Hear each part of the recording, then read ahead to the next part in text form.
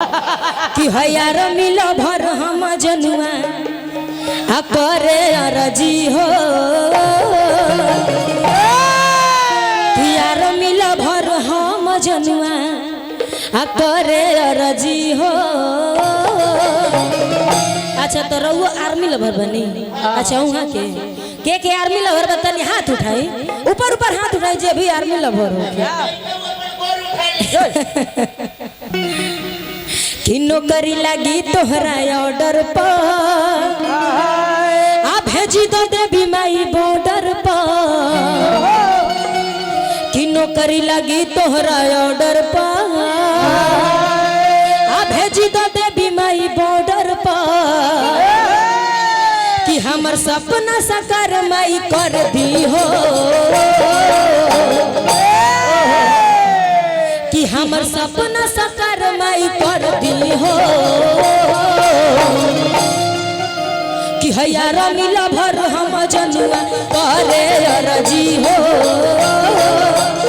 आर मिला भर हम जनुआ करे अरजी हो। देह पर चढ़ा तो देवी मैया बरदी हो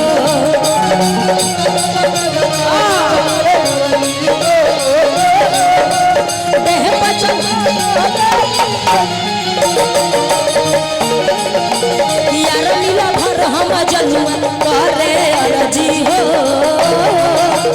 देह पर चढ़ा तो देवी मैया बरदी हो।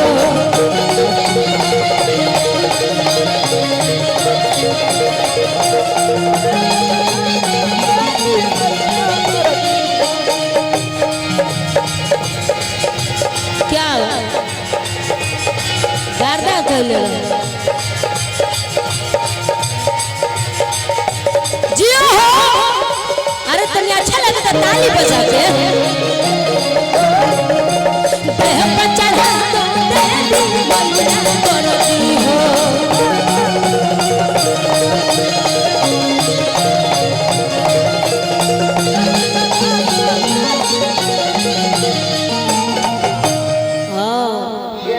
ये हो और कैसे भाव सुन लड़का के भाव बा कैसे कि पास करा दो रिटर्न मैया पास करा दो फिजिकल और ठीक ठाक बड़े शरीर से मैया आ पास करा दो मेडिकल।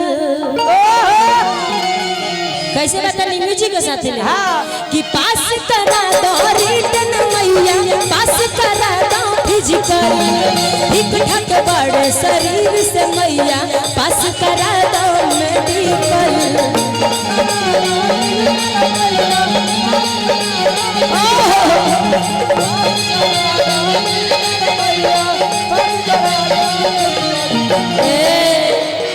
कि पास करा दो रिटर्न मैया पास करा दो फिजिकल ठीक ठाक बड़े शरीर से मैया पास करा दो मेडिकल।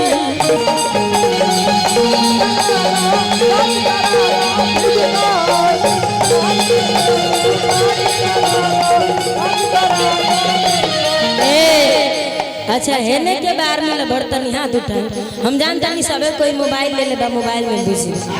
हाँ कि हे भाई लोग के सपना पुराई दो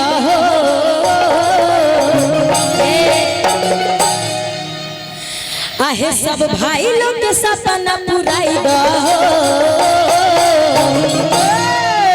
कि यार मिला भर हम जनुआ